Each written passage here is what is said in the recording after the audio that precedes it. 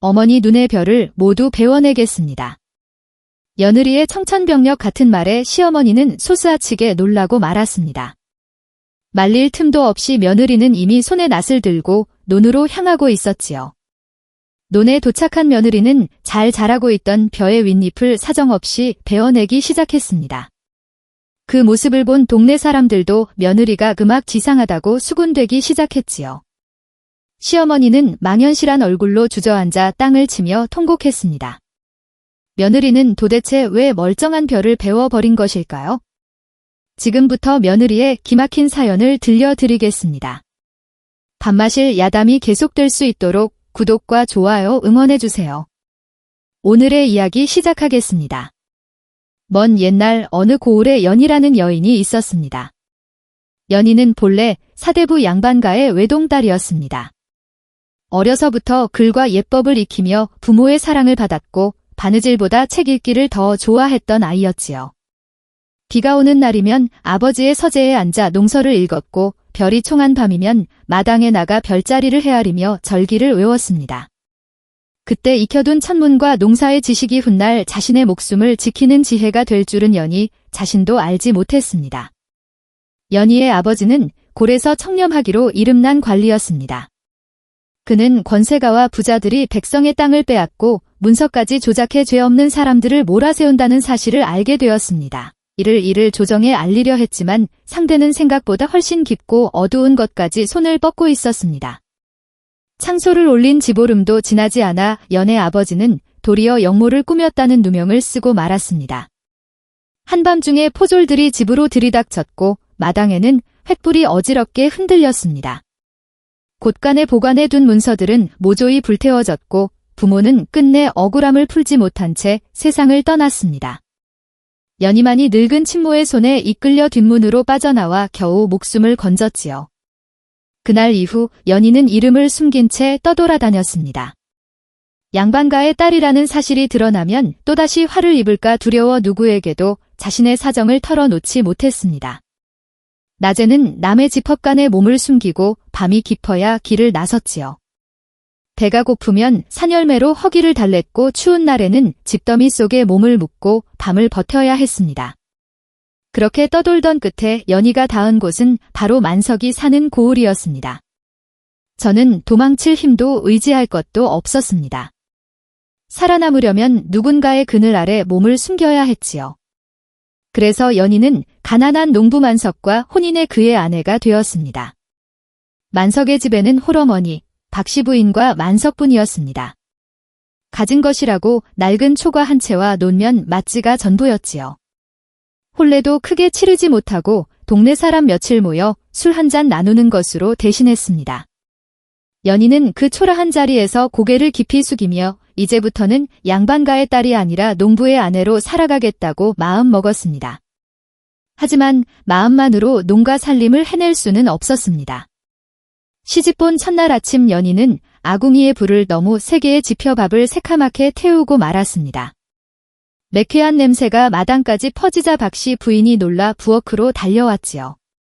소뚜껑을 열어본 박씨 부인은 까맣게 눌러붙은 밥을 보고 깊은 한숨을 내쉬었습니다. 시집본 며느리가 밥도 제대로 못하는구나. 그날부터 박씨 부인은 연희를 못마땅하게 여기기 시작했습니다.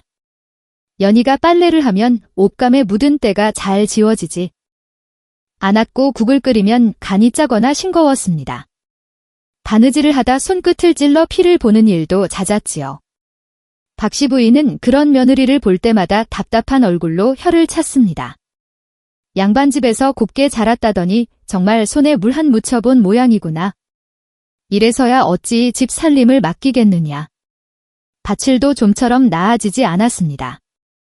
호미질을 하면 잡초보다 모종을 먼저 뽑기 일쑤였고 김장철에는 배추를 너무 오래 절여 못쓰게 만들기도 했습니다. 길쌈을 배우려 해도 배틀의 손놀림을 쉽게 익히지 못해 짜던 옷감을 통째로 풀어야 하는 일도 찾았지요. 박씨 부인은 그때마다 속이 탄다는 듯 중얼거렸습니다. 어쩌다 이런 며느리가 들어와 내 속을 일이 썩이는지 모르겠구나. 가을거지 무렵에는 곡식을 말리는 일마저 제대로 해내지 못했습니다. 연희가 마당에 곡식을 넣어놓고 방에서 깜빡 졸다가 갑자기 비가 쏟아진 것입니다. 곡식은 흠뻑 젖었고 박씨 부인은 밤새 그것을 다시 말리며 열을 나무었습니다. 그때부터 동네 사람들도 수근거리기 시작했습니다. 우물가에 안악들이 모이면 연희 이야기가 빠지지 않았지요. 얼굴도 곧 마음씨도 착한데 살림은 영 클렀다지요. 양반집 자식이라 그런가 보러다 만석이 내 집안 다 말아먹는 것 아니요. 그 말은 우물가를 지나 장터까지 퍼졌습니다. 연희가 길을 걸으면 사람들의 시선이 따라붙었고 등 뒤에서는 낮은 웃음소리가 들리곤 했습니다. 그러나 연희는 아무 말도 하지 않았습니다. 제 과거를 밝히는 순간 만석과 박씨 부인에게까지 화가 미칠까 두려웠기 때문입니다. 마을의 큰 일에서도 연희는 늘 뒤로 밀려났습니다. 혼례나상이 있어 안악들이 모이면 다른 집 며느리들은 전을 부치고 떡을 빚었지만 연희는 설거지통 앞에 앉는 일이 전부였습니다. 누구도 연희에게 중요한 일을 맡기려 하지 않았습니다. 연희도 억지로 나서지 않았습니다. 그저 제 몫으로 허드렛 일을 묵묵히 해낼 뿐이었지요. 그러나 만석마은 열를 함부로 대하지 않았습니다. 어느 날 점심 연희는 논으로 주먹밥을 가져왔습니다. 가져온 주먹밥은 절반쯤 설익어 있었지요. 안석은 한 입 빼어 물고 잠시 멈칫했지만 곤미소를 지으며 남은 주먹밥을 끝까지 먹었습니다. 일이 정성 들여 가져온 밥인데 설익은 것이 무의 흠이겠소? 배만 부르면 그만이지요. 그날 밤 박씨 부인에게 또 한 소리를 들은 연희가 마루 끝에 조용히 앉아 있었습니다. 만석은 말없이 곁에 다가와 앉았습니다. 한참 뒤 그는 연희의 거칠러진 손등을 바라보며 낮은 목소리로 말했습니다. 부인, 힘든 일이 있으면 내게 말해주시오. 어머니 말씀이 거칠어도 본디 악한 마음으로 하시는 것은 아니니 너무 마음에 담아 두지 마시오. 연희는 쉽게 대답하지 못했습니다. 누구에게도 기대지 못하고 살아온 세월이 길었기 때문입니다. 그런데 만석은 서툰 밥과 어설픈 살림, 사람들의 수근거림까지 모두 알고 있으면서도 열을 탓하지 않았습니다. 연희는 그 마음이 고마워 조용히 고개를 숙였습니다. 그날 연희는 마음속으로 다짐했습니다. 비록 살림은 서툴고 농사일도 익숙하지 않지만 자신을 받아주니 집안만큼은 꼭 지켜내겠다고 말이지요. 그렇게 계절이 흘러 초여름이 다가왔습니다. 어느 날 저녁 연희는 마당에 서서 한참 동안 하늘을 올려다 보았습니다. 해가 진 뒤에도 공기는 후지근했고 산 너머에서 불어오는 바람에는 물기 한 점 섞여 있지 않았습니다. 풀잎에는 밤이 깊도록 이슬이 맺히지 않았고 우물과 흙은 평소보다 빨리 말라 있었습니다. 연희의 얼굴이 굳어졌습니다. 아버지의 서재에서 보았던 농서의 구절들이 머릿속을 스쳐치 나갔습니다. 하늘빛이 붉고 밤이 되어도 이슬이 내리지 않으면 오래지 않아 큰 가뭄이 올 수 있다는 글이었지요. 또 벼의 잎이 지나치게 무성하면 강한 몇 아래에서 물을 더 빨리 빼앗긴다는 대목도 떠올랐습니다. 연희는 그날 밤 끝내 잠을 이루지 못했습니다. 지금 아무것도 하지 않으면 만석의 논도의 집안의 마지막 희망도 말라 죽을지 모른다는 생각이 머릿속을 떠나지 않았습니다. 하지만 그 일을 했다가는 사람들이 자신을 더 이상하게 볼 것이 분명했습니다. 새벽 달 기울기 전 연희는 조용히 자리에서 일어났습니다. 아직 집안은 깊은 잠에 잠겨 있었습니다. 연희는 부엌으로 들어가 벽에 걸린 낫을 집어들었습니다. 그리고 아무도 모르게 만석의 논으로 향했습니다. 새벽 어스름이 채 가시지 않은 시각 연희는 낫을 챙겨 들고 조용히 살인문을 나섰습니다. 어젯밤 연희는 마당에 서서 오래도록 하늘을 살폈습니다. 별빛은 유난히 맑고 또렷했지만 연희에게는 그것이 오히려 불길한 조짐으로 보였습니다. 아버지의 서재에서 익었던 농서에는 별빛이 지나치게 맑고 반바람이 마른 해에는 큰 가뭄이 들기 쉽다고 적혀 있었습니다. 밤새 이슬조차 제대로 내리지 않은 것을 떠올리자 연희의 발걸음은 더욱 빨라졌습니다. 만석의 논으로 향하는 좁은 논두렁길에는 풀벌레 소리만 가득했습니다. 논에 다다른 연희는 잠시 걸음을 멈추고 푸르게 자란 벼를 바라보았지요. 누가 보아도 싱싱한 벼였습니다. 지금 손을 대면 모두가 미쳤다고 할 것이 뻔했습니다. 하지만 연희는 더 망설이지 않았습니다. 허리를 굽혀 벼의 윗잎을 베어내기 시작했습니다. 자각자각 나칠 소리가 새벽 공기를 갈랐습니다. 벼잎이 한 줌씩 잘려나갈 때마다 논바닥에는 푸른 잎이 수북이 쌓였습니다. 연희의 손끝은 차가운 이슬에 젖었지만 낫질은 멈추지 않았습니다. 잎을 빼어낸 뒤에는 벼 주변의 흙을 발로 단단히 밟았습니다. 이어 미리 가져온 벼집과 완결을 논바닥에 얇게 흩뿌렸지요. 논두렁 곳곳에 벌어진 틈에는 벼집을 섞은 진흙을 손으로 눌러 메웠습니다. 손톱 밑까지 흙이 파고들었지만 연희는 아랑곳하지 않았습니다. 해가 높이 뜨기 전에 끝내야 했습니다. 그 무렵 박씨 부인이 잠에서 깨어났습니다. 부엌에 불도 지펴지지 않았고 며느리의 모습도 보이지 않았습니다. 불길한 마음에 마당을 둘러보던 박씨 부인은 곧장 논 쪽으로 걸음을 옮겼지요. 멀리서 눈을 본 박씨 부인은 그 자리에 얼어붙고 말았습니다. 푸르던 벼가 군데군데 잘려나가 있었고 논바닥에는 베어내 잎과 벽집이 어지럽게 흩어져 있었습니다. 이게 무슨 일이냐? 멀쩡한 벼를 누가 이리 망쳐 놓았단 말이냐? 박씨 부인은 논두렁을 거의 뛰다시피 건너왔습니다. 그리고 낯을 든 채 서 있는 연희를 보자 그 자리에 풀썩 주저앉고 말았습니다. 내가 이리 하였단 말이냐? 살림도 못한다 했더니 이제는 농사까지 망치는구나. 이 논이 우리 집안 목숨 줄인 것을 정녕 모르느냐? 박씨 부인의 울부짖는 소리에 이웃논에서 일하던 사람들이 하나 둘 몰려왔습니다. 사람들은 베어진 벼와 흩어진 벽집을 보며 혀를 찼지요. 세상에 저게 무슨 짓이여? 살림도 못한다더니 이제 농사까지 망치려 드는 구먼.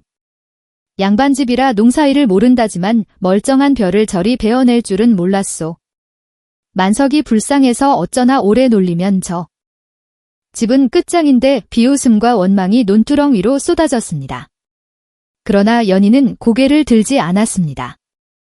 아직 손을 멈출 수 없었습니다. 해야 할 일이 남아있었고 해는 점점 떠오르고 있었습니다. 그때 소식을 들은 만석이 헐레벌떡 논으로 달려왔습니다. 안석은 베어진 벼를 보고 잠시 말을 잃었습니다. 한 해농사가 걸린 논이었습니다. 이 논이 망하면 식구들의 겨울도 함께 무너질 일이었습니다. 그러나 만석은 소리치지 않았습니다. 그는 낯을 든 연희 곁으로 다가가 낮은 목소리로 물었습니다. 부인, 무슨 까닭이 있어 이런 일을 하는 것이요?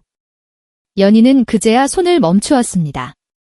이마에 진땀을 손등으로 닦아낸 뒤 만석을 바라보며 차분히 대답했습니다. 서방님, 며칠 사이 하늘빛과 바람이 심상치 않았습니다. 밤이 깊어도 이슬이 제대로 내리지 않고 바람에는 물기가 없었습니다. 큰 가뭄이 올 조짐입니다. 둘러선 사람들 사이에서 허수음이 새어나왔습니다. 박씨 부인은 기가 막히다는 듯 목소리를 높였습니다. 가뭄이라니 그게 무슨 말이냐? 비가 올지 안 올지 내가 어찌 안단 말이냐? 내가 무당이라도 된 것이냐? 연희는 흔들리지 않았습니다. 어릴 적을 배우며 천문과 농서를 읽은 적이 있습니다. 벼의 잎이 너무 무성하면 강한 벽 아래에서 물을 더 빨리 빼앗깁니다. 그래서 윗잎을 줄이고 벽집과 왕로 논바닥을 덮어 물기를 붙잡으려 한 것입니다. 논두렁의 틈을 막은 것도 물이 새는 것을 줄이기 위해서입니다. 너니가 제 배움을 처음으로 입 밖에 낸 순간이었습니다. 그러나 사람들은 쉽게 믿지 않았지요. 한 노인이 혀를 차며 중얼거렸습니다. 글을 읽었다고 농사를 안단 말인가? 농사는 책상 머리가 아니라 손발로 짓는 것이지. 다른 이도 거들었습니다. 헛소리에 속아 한 해 농사를 망치면 그 고생은 만석이 몫이 될 것이요. 만석은 한동안 말없이 연희를 바라보았습니다. 베어진 벼를 보면 가슴이 철렁했지만 연희의 눈빛은 흔들리지 않았습니다. 살림에는 서툴렀어도 연는 한 번도 거짓으로 일을 넘긴 적이 없었습니다. 늘 부족한 손으로 남아 집안을 위해 애쓰던 모습이 만석의 마음에 떠올랐습니다. 마침내 만석이 천천히 고개를 끄덕였습니다. 부인이 그리 말한다면 무언가 까닭이 있을 것이요. 내 믿어보겠소? 박씨 부인은 벌떡 일어나든 몸을 세웠습니다. 내가 정신이 어디 갔느냐? 이 논이 망하면 우리 식구 모두 국물판인데 저 아이 말을 믿겠다는 것이냐? 만석은 이번만큼은 물러서지 않았습니다. 어머니, 부인이 살림에 서툰 것은 사실입니다. 하지만 게으름을 피운 적도 거짓을 말한 적도 없었습니다. 이번 한 번만 부인을 믿어주십시오. 그 말에 박씨 부인은 더는 말을 잇지 못했습니다. 무릎에 흙이 묻은 줄도 모르고 주저앉아 잘려나간 벼하니 바라보았지요. 평생 농사일을 하며 살아온 박씨 부인에게 그 광경은 차마 받아들이기 힘든 일이었습니다. 둘러섰던 사람들도 하나둘 흩어졌습니다. 하지만 그들의 얼굴에는 여전히 비웃음과 의심이 남아 있었습니다. 누구도 연의 말을 믿지 않았습니다. 그저 만서이가 며느리한테 홀려하네 농사를 망치고 있다고 여길 뿐이었지요. 연희는 다시 낯을 들었습니다. 해는 어느새 높이 떠올랐고 등에는 땀이 흥건히 배어 있었습니다. 낫자루에 쓸린 손바닥은 붉게 부어올랐지만 연희는 끝까지 손을 멈추지 않았습니다. 사람들의 비웃음도 박씨 부인의 원망도 지금은 견뎌야 할 목이었습니다. 연희의 짐작이 맞을지 아니면 한 해 농사를 망치는 일이 될지는 아직 아무도 알 수 없었습니다. 다만 연희는 지금 멈추면 정말 모든 것이 끝난다는 것만은 분명히 알고 있었습니다. 해질 무렵이 되어서야 연희는 마지막 벼 한 포기에 윗잎을 베어냈습니다. 논두렁에는 베어낸 잎과 벽집, 발로 다진 흙자국만이 남아 있었습니다. 연희는 굽었던 허리를 천천히 폈습니다. 그리고 말없이 하늘을 올려다 보았습니다. 며칠이 지나도 하늘에서는 비 한 방울 떨어지지 않았습니다. 마을 사람들은 만석의 논을 지날 때마다 베어진 벼를 보고 혀를 찼지요. 저 논은 올해 끝장이요. 멀쩡한 잎을 다 베어냈으니 무슨 수로 곡식이 자라겠소? 양반집 며느리가 헛짓을 했다더니 결국 만석이만 불쌍하게 되었소. 처음 며칠 동안 사람들은 그저 열를 비웃었습니다.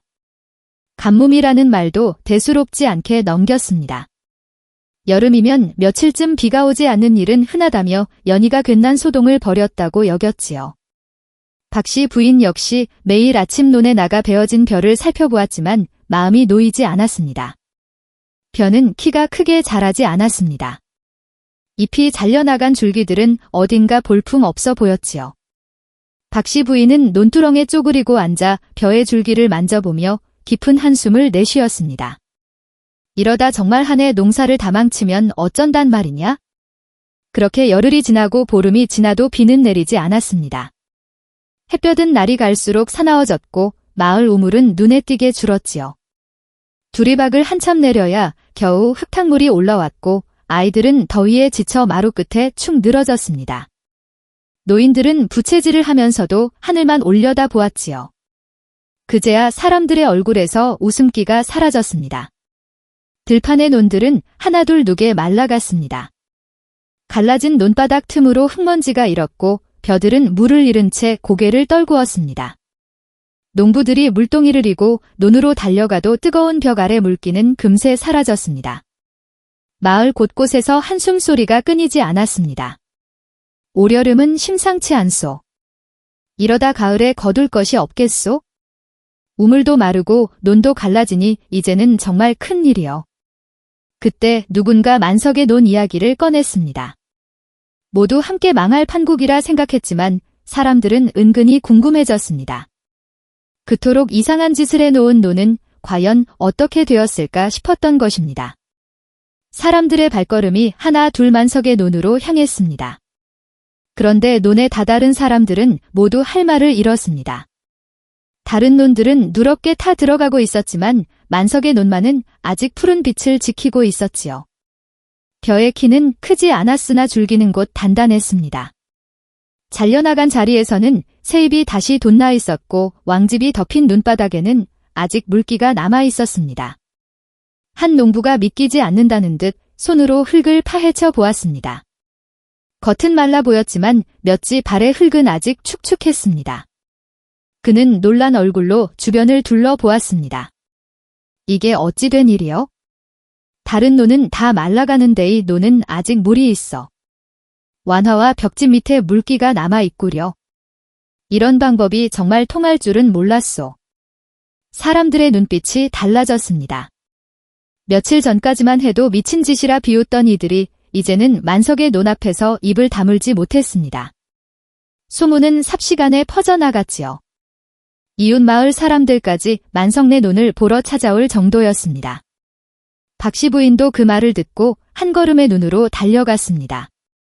직접 눈으로 보고도 한동안 믿지 못했습니다. 다른 논은 힘없이 고개를 숙이고 있었는데 만석의 논마은 아직 숨을 쉬고 있었습니다. 박씨 부인은 메마른 손으로 벼의 줄기를 어루만지다가 그만 눈시울을 붉혔습니다. 연희가 베어낸 윗잎은 벼가 물을 지나치게 빼앗기지 않도록 막아주었습니다. 문바닥에 덮어 둔 왕 짚은 햇볕을 가려 습기를 붙잡았고 진흙으로 막아둔 논두렁은 물이 새어나가는 것을 줄여주었습니다. 모두가 헛짓이라 여겼던 일이 사실은 논을 살리기 위한 준비였던 것입니다. 뒤늦게 단비가 내린 것은 한 달이 다 되어서였습니다. 빗방울이 마당을 두드리던 날 박씨 부인은 마루에 앉아 한참 동안 하늘을 바라보았습니다. 처마 끝에서 흘러내리는 빗소리를 들으며 그제야 가슴을 짓누르던 불안이 조금 풀리는 듯 했습니다. 그러나 다른 온들은 이미 때를 놓친 뒤였습니다. 말라버린 벼들은 단비를 맞고도 쉽게 되살아나지 못했지요. 하지만 만석의 논만은 달랐습니다. 간신히 버티고 있던 벼들이 그 비를 맞고 다시 힘을 얻었습니다. 줄기는 더욱 단단해졌고 새잎은 푸르게 올라왔습니다. 사람들은 그 모습을 보며 더는 연을 비웃지 못했습니다. 가을이 다가오자 만석의 논에는 누구도 예상하지 못한 풍경이 펼쳐졌습니다. 황금 비표가 바람에 물결치듯 흔들렸고 이삭은 알이 꽉 찬 묵직하게 고개를 숙였습니다. 흉년이든 다른 논들과는 비교할 수 없는 수확이었습니다. 마을 사람들이 빈논을 보며 한숨 쉬던 그해 만석네 마당에는 베어들인 결리가 높이 쌓였습니다. 사람들은 만석의 논 앞에 모여 감탄했습니다. 이런 흉년에 이만한 수확을 거두다니 내 눈으로 보고도 믿기지 않소. 처음에는 멀쩡한 벼를 망친다 했는데 알고 보니 살릴 길을 미리 본 것이었구려. 평생 농사를 지어도 저런 생각은 못 해보았소. 그해 흉년으로 쌀값은 크게 뛰었습니다. 만석은 거둔을 좋은 값에 팔 수 있었고 그 돈으로 오래 묵혀있던 논을 새로 사들였습니다. 가난하던 집안에 처음으로 숨통이 들었습니다. 박씨 부인은 더는 연희를 맹추라 부르지 못했습니다. 우물가에서 누군가 연희 이야기를 꺼내도 예전처럼 흉을 보지 않았지요. 오히려 박씨 부인은 말없이 물동이를 챙기거나 슬금이 다른 이야기로 돌리곤 했습니다. 몰라보고 구박했던 일이 마음에 걸렸기 때문입니다. 어느 날 밤 박씨 부인은 부엌에 앉아있던 연희 곁으로 다가갔습니다. 연희는 거칠러진 손으로 아궁이 앞을 정리하고 있었습니다. 박씨 부인은 한참 동안 그 손을 바라보다가 조용히 잡았습니다. 내가 그동안 너를 너무 박하게 대했구나. 살림이 서툴다는 것만 보고 내 속에 무엇이 있는지는 보려 하지 않았어. 우리 집안을 살린 건 결국 너였는데 나는 맹추라 부르며 구박만 했구나. 연희는 급히 고개를 저었습니다. 어머님 그런 말씀 마십시오. 제가 부족한 것이 많았던 것도 사실입니다. 밥 짓는 법도 살림하는 법도 앞으로 더 배워야 합니다. 박씨 부인은 연희의 손을 더욱 쥐었습니다. 손바닥에는 낫자루에 쓸린 자국이 남아있었고 손톱 밑에는 지워지지 않은 흙대가 박혀 있었습니다. 박씨 부인은 그제야 며느리가 얼마나 고생해왔는지 그 손을 통해 비로소 깨달았습니다. 이제부터는 내가 살림을 가르쳐 주마. 대신 너도 내가 아는 것을 내게 가르쳐다오. 그날 밤 만석도 연희 곁에 다가왔습니다. 그는 한동안 말없이 연희를 바라보다가 두 손을 맞잡았습니다. 부인 덕에 우리 집안이 살았소. 처음 벼를 베어냈을 때는 나도 두려웠습니다. 그래도 끝까지 부인을 믿은 것이 내 평생 가장 잘한 선택인 것 같소. 연희는 만석의 손을 마주 잡으며 작게 웃었습니다. 오랫동안 가슴에 쌓여있던 두려움이 조금씩 녹아내리는 듯 했습니다. 그러나 한 해의 위기를 넘겼다고 해서 모든 일이 끝난 것은 아니었습니다. 연희의 머릿속에는 이미 다음 농사를 위한 생각이 자리하고 있었수지요. 며칠 뒤 연희는 새로 사들인 논을 둘러보던 만석에게 조심스레 말했습니다. 서방님, 이번에 새로 샀는 내년에 바로 벼를 심지 않는 것이 좋겠습니다. 만석은 뜻밖 연을 바라보았습니다. 이제야 형편이 조금 나아졌는데 멀쩡한 논을 놀린다는 말은 쉽게 이해되지 않았습니다. 논을 놀린다니 그게 무슨 말이요? 이제 쌀값도 오르고 살림도 조금 나아졌는데 한 해를 그냥 보내자는 것이요. 연희는 차분히 고개를 저었습니다. 그냥 놀리자는 것이 아닙니다. 땅도 사람처럼 오래 일하면 지치는 법이지요. 한 해 동안 퇴비를 넣고 쉬게 하면 다음 해에는 훨씬 좋은 벼를 거둘 수 있을 것입니다. 만석은 잠시 새 논을 바라보았습니다. 예전 같았다면 쉽게 받아들이지 못했을 말이었습니다. 하지만 가뭄 속에서 눈을 살려낸 연희의 말이었기에 이제는 그냥 흘려들을 수 없었지요. 마침내 만석은 고개를 끄덕였습니다. 부인이 그리 말한다면 또 까다알기 있겠지요. 이번에도 믿어보겠소? 연희는 조용히 미소 지었습니다. 가뭄을 이겨낸 일은 끝이 아니었습니다. 이제 만석의 집안은 예전과 다른 길로 들어서고 있었습니다. 다음 해보온 만석은 연희의 말대로 새로 산 논을 묵혀두었습니다. 다른 논에는 예년처럼 모를 심었지만 새 논에는 벼 한 포기도 심지 않았지요. 대신 연희가 일러준 대로 퇴비를 고루 펼치고 자란 풀을 베어 크게 섞어주었습니다. 동네 사람들은 그 논을 지날 때마다 또다시 수근거렸습니다. 저 좋은 논을 1년이나 놀린다니 만석이 색시는 역시 농사를 모르는 게 분명하다니까. 작년에는 운 좋게 가뭄을 넘겼다지만 이번에는 스스로 손해를 자초하는 구원. 박씨 부인도 처음에는 마음이 놓이지 않았습니다. 하지만 지난해의 일을 떠올리자 예전처럼 큰 소리로 나무할 수는 없었지요. 어느 날 부엌에서 일하던 연희에게 다가가 조심스레 물었습니다. 논을 놀리면 그의 거둘 곡식이 줄어드는 것 아니냐? 정령일이 해도 되는 것이냐? 연희는 칼질을 멈추고 차분히 대답했습니다. 어머님, 땅도 계속해서 곡식을 길러내면 기운이 빠집니다.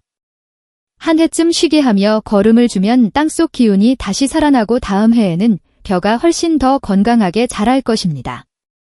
박씨 부인은 그 말을 다 이해하지는 못했습니다. 그래도 더는 캐묻지 않았지요. 지난 가뭄 속에서 만석의 논을 살린 사람이 바로 연희였기 때문입니다. 이듬해 묵혀두었던 논의 모를 심자 놀라운 일이 벌어졌습니다. 그 논에서 자한 벼는 다른 논보다 줄기가 굵고 이삭도 풍성했습니다. 거둔 살알은 유난히 윤기가 돌았고 밥을 지으면 구수한 향이 대문 밖까지 퍼져나갔습니다. 박씨 부인은 그 밥을 한 숟갈 떠 먹고 한참 동안 말을 잇지 못했습니다. 만석네 쌀맛이 좋다는 소문은 금세 퍼졌습니다. 처음에는 이웃마을 사람들이 찾아와 쌀을 사갔고 나중에는 먼 고을 사람들까지 장터에서 만석네 쌀을 찾았습니다. 안석은 다른 농가보다 좋은 값을 받을 수 있었고 가난하던 집안 살림도 조금씩 펴지기 시작했지요. 그러나 좋은 소문이 항상 좋은 결과만을 가져오는 것은 아니었습니다. 고을에서 가장 많은 땅을 가진 황부자가 그 소문을 듣게 되었습니다. 황부자는 욕심이 많기로 이름난 자였지요. 좋은 땅이라면 어떤 수를 써서라도 제 것으로 만들었고 이미 고을 논밭의 절반 가까이가 그의 손에 들어가 있었습니다. 황부자는 직접 만석의 논을 보러 나섰습니다. 황금비표가 빽빽하게 들어찬 논을 한참 바라보던 그는 쌀값보다 먼저 그 땅의 주인이 누구인지 물었습니다. 저 논이 임자가 누구냐? 머스이 만석이라는 농부의 땅이라 답하자 황부자의 입가에 차가운 웃음이 번졌습니다. 만석이 논이라니 손에 넣기 어렵지 않겠구나. 황부자는 논두렁을 따라 천천히 걸었습니다.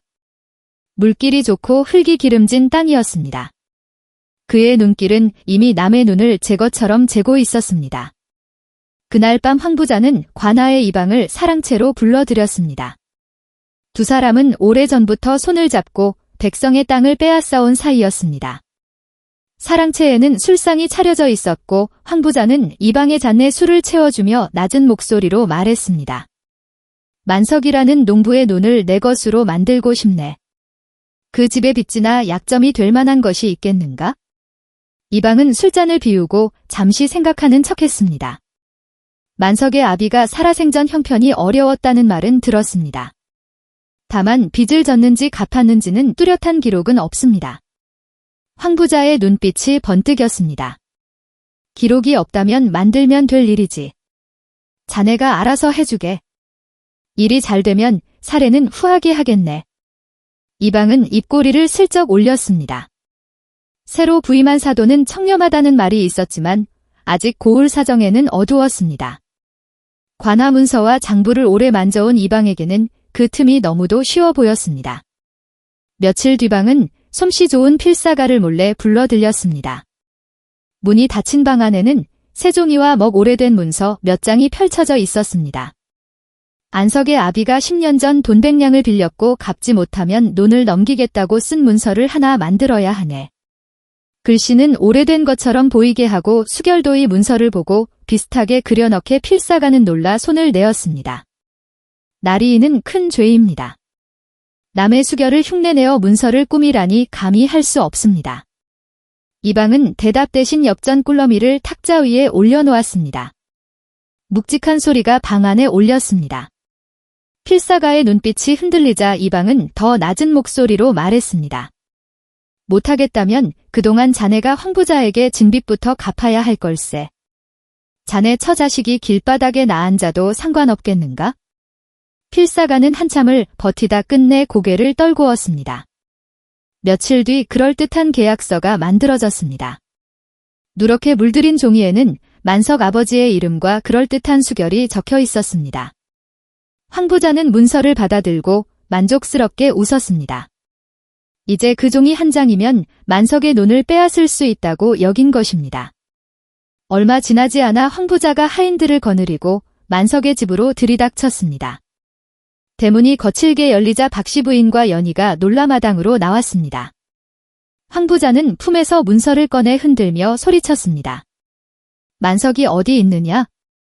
내 아비가 진 빚을 이제 갚을 때가 되었다. 논의를 하다 급히 달려온 만석은 황 부자의 말에 얼굴이 굳었습니다. 그게 무슨 말씀이십니까? 제 아버지가 빚을 졌다는 말은 들어본 적이 없습니다. 황 부자는 문서를 만석의 눈앞에 들이밀었습니다. 여기 똑똑히 적혀 있지 않느냐? 내 아비가 돈 100냥을 빌리고 갚지 못하면 논을 넘기겠다고 수결까지 남겼다.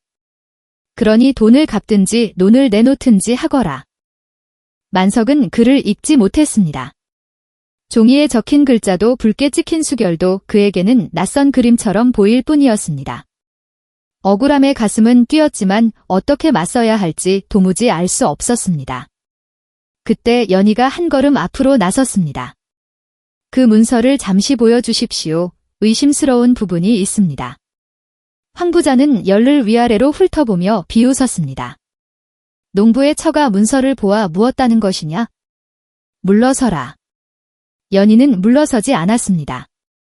10년 전 문서라 하셨는데 종이 빛과 먹빛이 지나치게 새 것처럼 보입니다. 가까이서 한 번만 보게 해주십시오. 황 부자의 얼굴이 순간 굳었습니다. 그러나 곧 헛기침을 하며 문서를 품속으로 거두었습니다. 필요 없는 소리다. 이미 관하 장부에도 남아있는 일이니 내가 끼어들 일이 아니다. 그 말에 연희의 눈빛이 더 깊어졌습니다.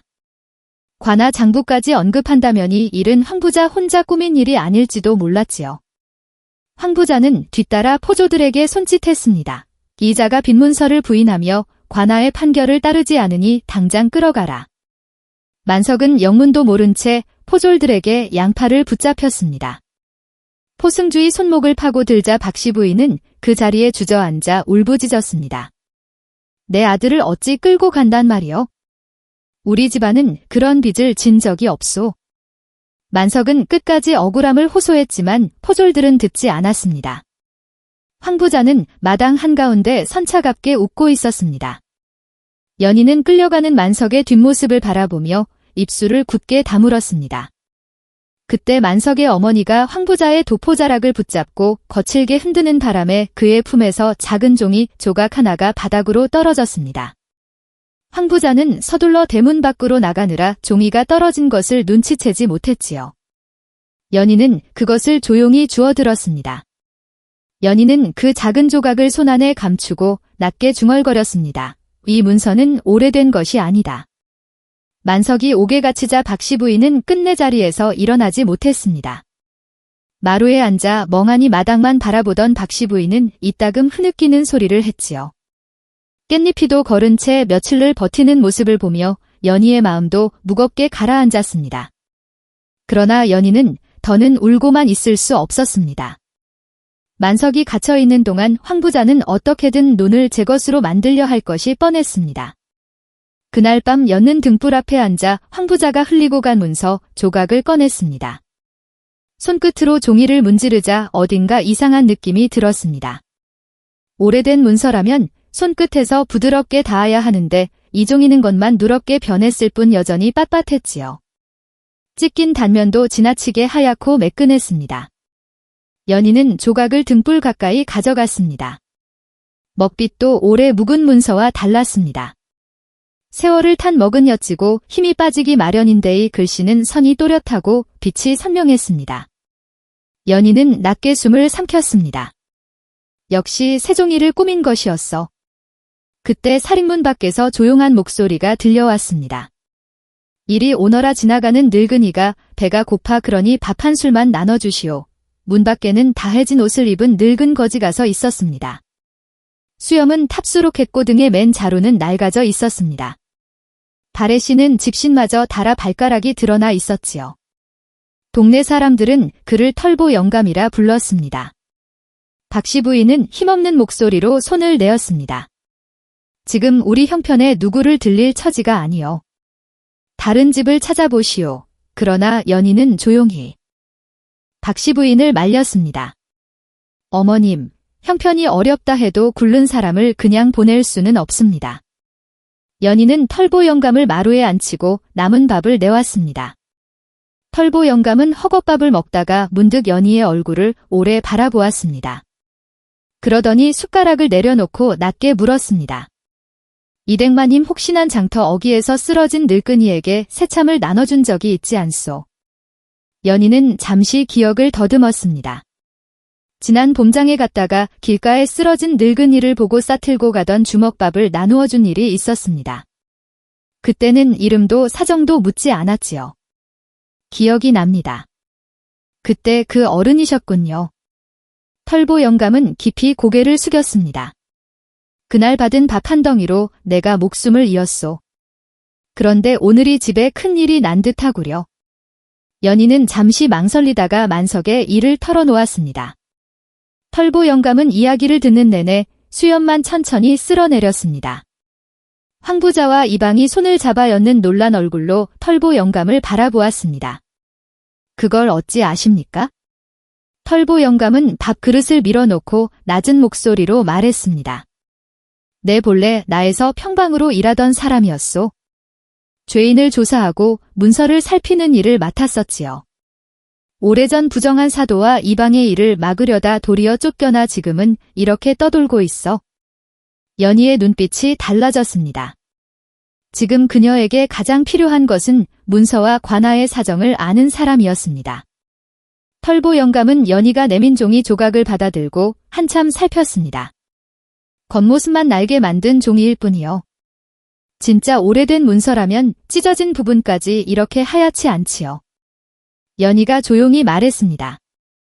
그 문서가 언제 만들어졌는지 누가 수결을 흉내냈는지만 밝히면 서방님의 누명을 벗길 수 있습니다. 털보 영감은 천천히 고개를 끄덕였습니다. 지난번 받은 은혜를 이제 갚을 때가 되었구려. 내 비록 힘은 없어도 문서를 보는 눈과 사람을 캐묻는 솜씨만은 아직 남아있소. 다음 날 새벽 털보 영감은 곧장 움직였습니다. 그는 관아로 들이닥치지 않았습니다. 이방이 눈치채면 증거를 감출 것이 뻔했기 때문이지요. 먼저 찾아간 곳은 관아 문지기였습니다. 오래전 일했던 사이였던 털나 문지기는 털보 영감을 보고 놀란 표정을 지었습니다. 오랜만이요. 어찌 이런 모습이 되셨소? 털보 영감은 안부 대신 바로 물었습니다. 요 며칠 문서방에 평소와 다른 사람이 드나든 적이 있는가? 문짓기는 주변을 살피더니 목소리를 낮추었습니다. 황부자대 가인이 밤늦게 몇 번 들어왔었소. 이방나리가 직접 문서방으로 데리고 갔지요. 이상하다 여겼지만 감히 묻지는 못했습니다. 털보호 영감의 눈이 가늘어졌습니다. 첫 번째 실말이었습니다. 그는 곧장 장터의 종이전으로 향했습니다.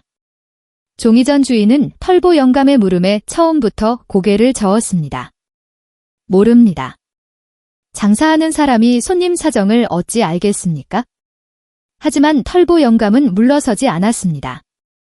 남의 땅을 빼앗는 문서에 자네 종이가 쓰였다면 모른 척한다고 끝날 일이 아닐세? 지금 말하면 증인이 되지만 숨기면 공범이 될 수도 있네. 종이전 주인의 얼굴이 굳었습니다. 한참 입술을 깨물던 그는 결국 작은 목소리로 털어놓았지요. 얼마 전 황부자대 하인이 종이를 사가긴 했었지요. 오래된 문서처럼 보이게 하려면 어찌해야 하느냐고 묻기에 차에 적셨다가 말리면 누렇게 보인다고 말해 주었습니다.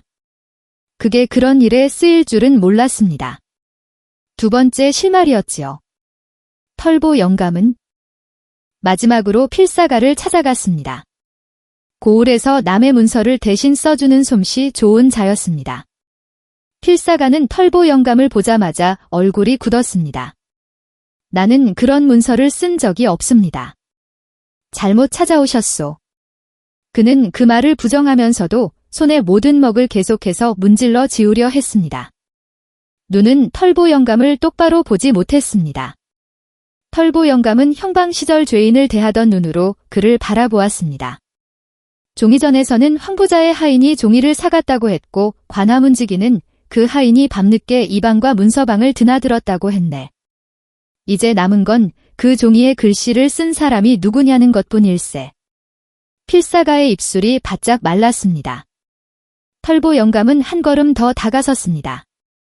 끝까지 숨기면 이방은 모든 죄를 자네에게 들이밀 것이네. 지금 사실대로 말하면 자네가 시킨 사람이 아니라 시킨 일을 한 사람이라는 점만은 밝혀줄 수 있어.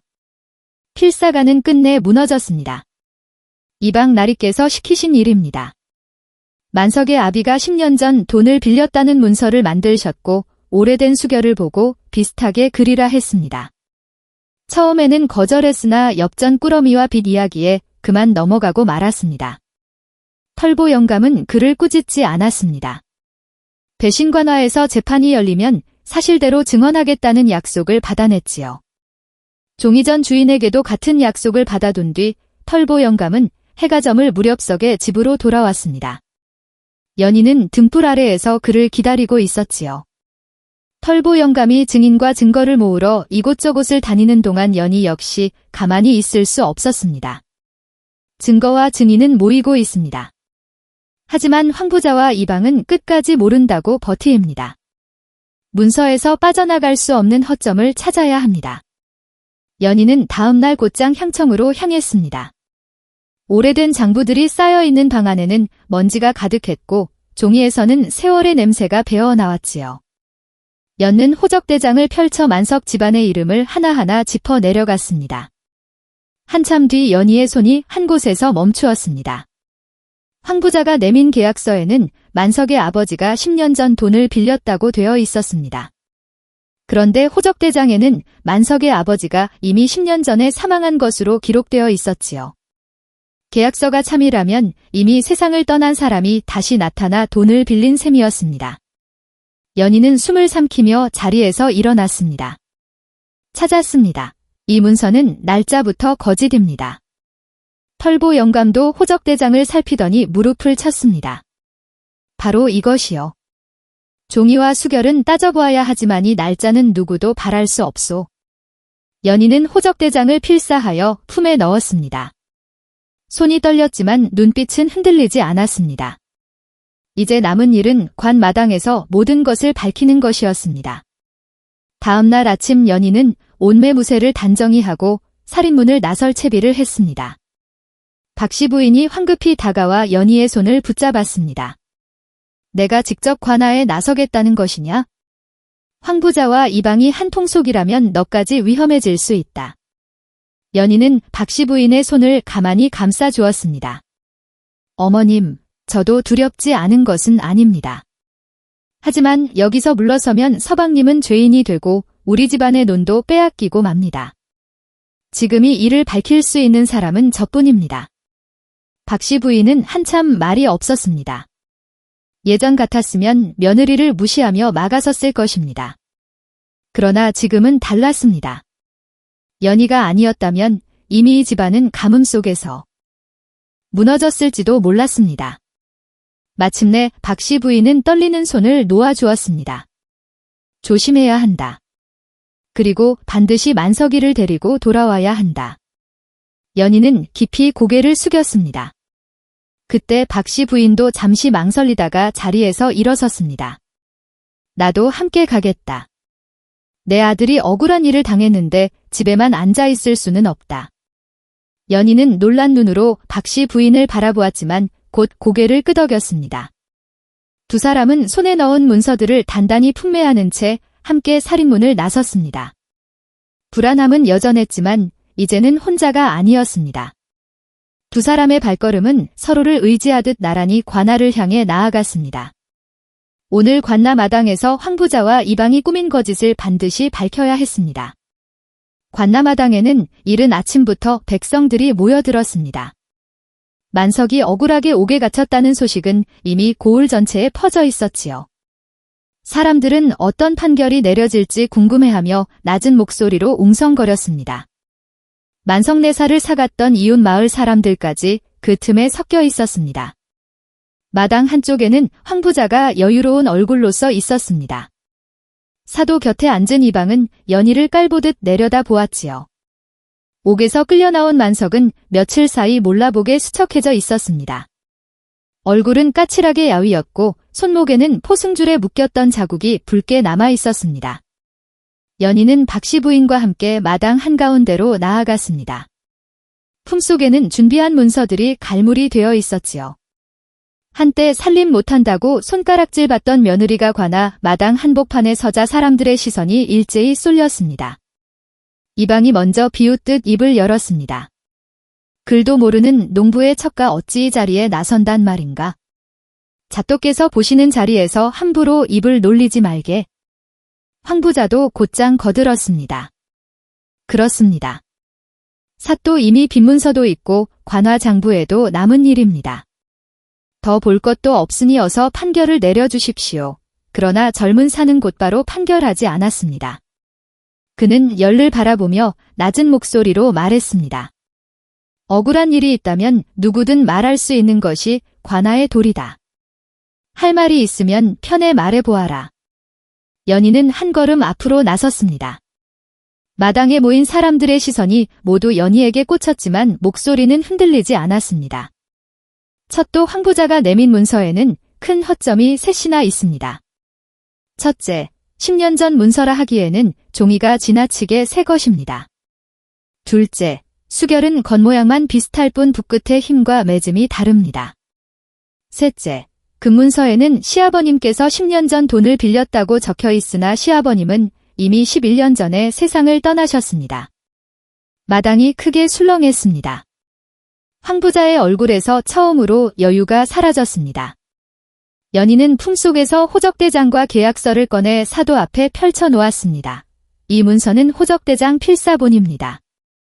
시아버님은 11년 전에 돌아가셨다고 기록되어 있는데 이 계약서에는 10년 전에 돈을 빌린 것으로 되어 있습니다.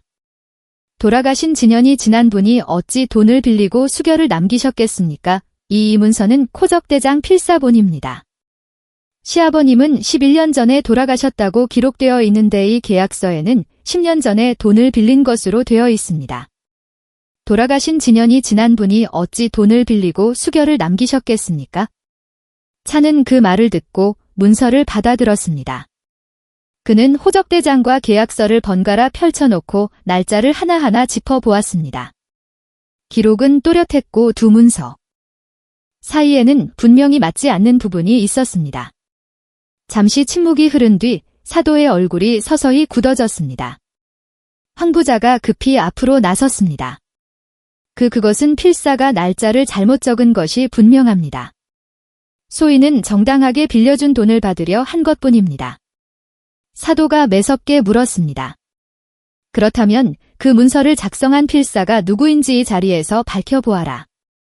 황 부자는 쉽게 대답하지 못했습니다. 눈동자가 흔들렸고 이방의 얼굴도 창백하게 굳었습니다. 바로 그때 마당 한쪽에서 털부 영감이 걸어 나왔습니다. 그의 뒤에는 종이전 주인과 필사가 함께 서 있었습니다. 사람들의 시선이 일제히 그쪽으로 쏠렸지요. 털보 영감은 사또 앞에 엎드려 말했습니다. 핫도 소인은 한때의 관아에서 형방으로 일했던 자입니다. 이 일의 증인을 데려왔으니 직접 물어보십시오. 먼저 종이전 주인이 고개를 숙였습니다. 며칠 전 황부자대 가인이 제 가게에 와서 종이를 사갔습니다. 오래된 문서처럼 보이게 하는 방법도 물어보기에 차에 적셨다가 말리면 누렇게 변한다고 알려주었습니다. 이어 필사가가 떨리는 목소리로 입을 열었습니다. 이방 나리께서 시키신 일입니다. 만석의 아버지 수결을 흉내내어 가짜 문서를 만들었습니다. 처음에는 거절했으나 엽전과 빚의 이야기에 겁을 먹고 그 일을 하고 말았습니다. 마당이 뒤집히듯 술렁이었습니다. 조금 전까지만 해도 열을 비웃던 사람들의 눈이 황부자와 이방에게 향했습니다. 황부자는 다급히 이방을 가리켰습니다. 나는 그저 이방이 가져온 문서를 받았을 뿐이네. 문서를 꾸민 것은 저자의 일이요. 나는 정말 10년 전 문서라 믿었소. 이방도 가만히 있지 않았습니다. 그는 황부자를 노려보며 소리쳤습니다. 황부자 어른께서 먼저 그 땅을 갖고 싶다 하시지 않았습니까? 관화장부에 끼워 넣으면 아무도 모를 것이라며 사례를 약속한 것도 어른이셨습니다. 두 사람은 서로에게 죄를 미루며 언성을 높였습니다. 그 모습을 본 백성들 사이에서 분노 섞인 웃음이 흘러나왔지요. 연희는 그들을 조용히 바라보다가 마지막으로 입을 열었습니다. 두 분이 서로에게 책임을 떠넘긴다 해도 진실은 이미 밝혀졌습니다. 돌아가신 분이 무덤에서 나와 돈을 빌렸다는 게 아니라면 이 문서는 거짓입니다.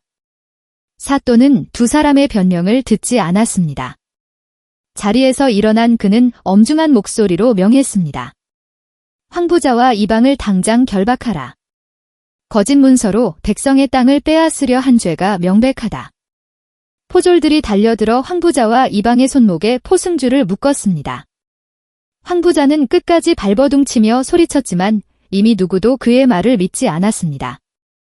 사또는 곧장 다음 명을 내렸습니다. 황부자의 집과 이방의 집무실을 모두 수색하라.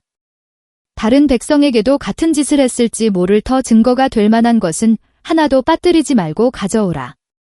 포졸들은 곧장 흩어졌습니다. 얼마 지나지 않아 황부자의 집 안방 깊은 곳에서 커다란 문서개가 발견되었습니다. 그 안에는 다른 백성들의 땅 문서가 수북이 들어 있었습니다. 이름도 사연도 다른 문서들이 한데 묶여 있었고 그 중에는 오래전 빚 때문에 땅을 잃었다고 여겼던 이들의 문서도 있었습니다. 관아진무실에서도 비밀 장부가 나왔습니다.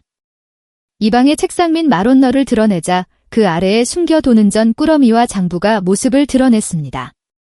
장부에는 황부자에게서 받은 뇌물과 조작한 문서의 내역이 적혀 있었습니다. 포졸들이 문서개와 장부를 마당으로 가져오자 백성들 사이에서 탄식이 터져나왔습니다. 저 안에 우리 집 문서도 있을 것이요. 내 작은 아버지가 잃었던 반문서도 저 안에 있어서. 그동안 저들이 이런 식으로 백성의 땅을 빼앗아온 것이었구려. 사또는 문서개와 장부를 살핀 뒤 분노를 감추지 못했습니다. 황부자는 제물로 백성을 짓눌렀고 이방은 관아의 권한으로 그 죄를 덮어주었다. 두 사람을 옥에 가두고 빼앗긴 땅과 문서는 모두 다시 조사하여 본래 주인에게 돌려주도록 하라. 그제야 만석의 포승줄이 풀렸습니다.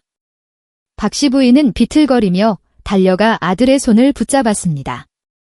며칠 사이 아위어버린 만석의 얼굴을 보자 참았던 눈물이 끝내 흘러내렸습니다. 만석은 어머니를 부축한 뒤 연희를 바라보았습니다. 연희도 그 시선을 피하지 않았습니다. 두 사람은 관 마당 한가운데서 말없이 서로를 바라보았습니다. 그 짧은 눈빛 속에는 고마움과 안도 그리고 말로 다 하지 못할 믿음이 담겨 있었습니다. 황부자와 이방은 포졸들에게 끌려가면서도 서로를 탓했습니다. 하지만 더는 누구도 그들을 두려워하지 않았습니다. 오랫동안 고을 짓누르던 탐욕과 거짓이 백성들 앞에서 무너지는 순간이었습니다. 연희는 만석에게 다가가 조용히 손을 내밀었습니다. 만석은 그 손을 꼭 잡고 깊은 숨을 내쉬었습니다. 마당에 모인 사람이 다시 수근거렸습니다. 그러나 이번에는 예전과 달랐습니다. 만석이 색시가 살림은 서투어도 참으로 큰 지혜를 품고 있었구려. 우리가 사람을 겉만 보고 잘못 판단했소. 만석이 내 집안을 살린 것도 오늘 고을에 억울함을 풀어준 것도 만석이 색신에 그려. 연희는 아무 말도 하지 않았습니다. 그저 만석의 손을 잡은 채 조용히 고개를 숙였습니다. 오늘야 비로소 연희의 지혜가 사람들 앞에 드러난 것이었습니다. 재판이 끝난 뒤석은 한동안 아무 말도 하지 못했습니다. 옥에서 풀려난 몸은 아직 비틀거렸고 손목에는 포승줄 자국이 붉게 남아 있었지요. 며칠 동안 다시는 가족을 보지 못할지도 모른다는 두려움이 그제야 눈물로 터져 나왔습니다. 부인이 아니었다면 나는 평생 누명을 쓴 채 살았을 것이요. 논도 잃고 어머니도 지키지 못했을 것이요. 내 이 고마움을 어찌 다 갚아야 할지 모르겠소? 연희는 만석의 손을 가만히 감싸 주었습니다. 서방님이 처음부터 저를 믿어주셨기에 가능한 일이었습니다. 모두가 저를 비웃을 때도 서방님은 제 말을 믿어주셨지요. 그러니 이 일은 저 혼자 한 일이 아닙니다. 그 말에 만석은 더 깊이 고개를 숙였습니다. 가뭄이 온다며 멀쩡한 별을 베어내던 날 자신이 끝까지 연희 편에 섰던 일이 떠올랐습니다. 그 믿음이 결국 집안을 살리고 오늘 자신의 목숨까지 구한 것입니다. 박씨 부인도 더는 참고 서 있을 수 없었습니다. 그는 연희 앞에 다가오더니 떨리는 목소리로 말을 꺼냈습니다. 평소 같으면 며느리 앞에서 쉽게 고개를 숙이지 않을 박씨 부인이었지만 오늘만은 달랐습니다. 내가 너를 몰라보고 너무 모질게 굴었구나. 살림 못한다고 맹추아 부르고 내 마음 하나 헤아리지 못했다. 내가 아니었으면 우리 집안은 간몸에도 무너지고 황부자 손에도 무너졌을 것이야. 연희는 고개를 저으며 조용히 답했습니다. 어머님, 그런 말씀 마십시오. 제가 부족했던 것도 사실입니다. 밥 짓는 법도 김치 담그는 법도 잘 몰랐지요. 어머님께서 가르쳐 주시면 저도 열심히 배우겠습니다. 박씨 부인은 그 말을 듣고 며느리의 손을 가만히 감싸 주었습니다. 그 손은 예전에 곱던 손이 아니었습니다. 낫자루에 쓸린 자국과 흙일에 갈라진 흔적이 남아 있었지요. 박씨 부인은 그 손을 보며 다시 한번 눈시울을 붉혔습니다. 그날 이후 만석의 집안은 조금씩 달라졌습니다. 연희는 더 이상 자신의 지혜를 숨기지 않았습니다. 낮에는 박씨 부인에게 살림을 배우고 밤에는 등불 아래에서 만석에게 그을 가르쳤습니다. 처음에는 붓을 잡는 것조차 서툴던 만석도 연희가 차근차근 이끌어주자 마침내 채 이름 석자를 또박또박 적을 수 있게 되었습니다. 만석은 종이에 적힌 자신의 이름을 한참 바라보다가 이내 웃음을 터뜨렸습니다. 그를 몰라 그토록 억울한 일을 당했는데 이제야 내 이름이라도 내 손으로 쓸 수 있게 되었소. 연희는 그 말을 듣고 고개를 끄덕였습니다. 글을 안다는 것은 단지 글자를 읽는데 그치지 않았습니다. 누군가의 거짓에 속지 않고 스스로의 삶을 지켜내는 힘이기도 했습니다. 고을 사람들도 열을 다르게 보기 시작했습니다. 예전에는 우물가에서 살림 못하는 며느리라 수근거렸지만 이제는 억울한 문서를 들고 만석의 집을 찾았습니다. 빈문서가 수상하다며 찾아오는 농부도 있었고 땅 경계가 바뀐 것 같다며 하소연하는 이웃도 있었습니다. 연희는 그들의 말을 가볍게 넘기지 않았습니다.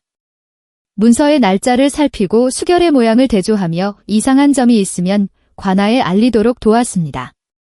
그때마다 사람들은 뒤늦게 고개를 숙였습니다. 우리가 부인을 너무 잘못 보았소. 찰림 솜씨 하나만 보고 사람을 판단했으니 부끄러운 일이요. 털보 영감도 다시 관아을 맡게 되었습니다. 세사 또는 그를 불러 황부자와 이방이 꾸민서를 하나하나 조사하게 했습니다. 한때 부정을 막으려다 쫓겨났던 털보 영감은 다시 형방의 일을 맡아 억울한 백성들의 문서를 살폈지요. 황부자의 문서에서 나온 문서들은 하나씩 본래 주인을 찾아갔습니다. 골 사람들은 그제야 황부자와 이방이 얼마나 오랫동안 백성의 피눈물을 짜냈는지 알게 되었습니다. 젊은 사또는 연희의 사연도 그냥 넘기지 않았습니다. 어느 날 그는 직접 만석의 집을 찾아와 연희에게 조용히 물었습니다. 부인이 본래 사대부 집안의 여식이었다는 말을 들었습니다. 혹 숨겨둔 사연이 있다면 말해보시오. 연희는 한동안 말을 잇지 못했습니다. 오래도록 가슴속에 묻어두었던 이름과를 다시 꺼내는 일은 쉽지 않았습니다. 그러나 이제는 더 이상 도망치기만 할 수 없었지요. 연희는 마당에 앉아 조용히 자신의 사연을 털어놓았습니다. 제 아버지는 본래 청렴한 관리였습니다. 권세가와 부자들이 백성의 땅을 빼앗는 일을 밝히려다 도리어 영무의 누명을 쓰고 돌아가셨습니다. 그날 이후 저는 신분을 숨기고 떠돌다 이곳에 정착하게 되었습니다. 차는 한참 동안 말없이 듣고 있었습니다. 그리고 무겁게 고개를 끄덕였습니다. 부인의 아버지께서 청렴한 관리였다는 이야기는 나도 들은 바 있습니다. 그 사건을 다시 살펴보겠습니다. 억울한 누명이 있었다면 반드시 바로잡을 길을 찾겠습니다. 연희의 눈이 붉어졌습니다. 부모의 억울함을 당장 풀 수는 없더라도 이제는 작은 희망이 생긴 것입니다. 오랫동안 가슴을 짓누르던 두려움도 그 순간 조금은 가벼워졌습니다. 그 뒤로 사람들은 더 이상 연을 맹추 며느리라 부르지 않았습니다. 처음에는 살림 못하는 며느리라 여겼지만 알고 보니 한 집안을 살리고 한 고을의 억울함까지 풀어준 지혜로운 여인이었다고 말했지요. 연희는 그런 말을 들어도 크게 우쭐하지 않았습니다. 그저 박씨 부인에게 배운 대로 밥을 짓고 만석과 함께 논을 살피며 도움이 필요한 이웃의 문서를 조용히 들여다보았습니다. 한때 숨어 살아야 했던 여인은 이제 자신의 지혜로 가족과 이웃을 지키며 살아가게 된 것입니다. 이 이야기가 남긴 교훈합니다. 사람의 가치는 당장 눈앞에 보이는 솜씨 하나로 정해지는 것이 아닙니다. 서툴러 보이는 손길 뒤에도 깊은 배움이 숨어 있을 수 있고 말없이 견디는 마음 속에도 큰 지혜가 자라고 있을 수 있습니다. 누군가를 섣불리 판단하기 전에 그 사람이 지나온 길과 품고 있는 사정을 먼저 헤아려 보아야 합니다. 겉으로 드러난 모습만 보고 사람을 얕잡아 보면 정작 그 안에 담긴 귀한 가치를 놓치고 말 것입니다. 다음 영상을 빠르게 만나보시려면 좋아요와 구독을 눌러주세요.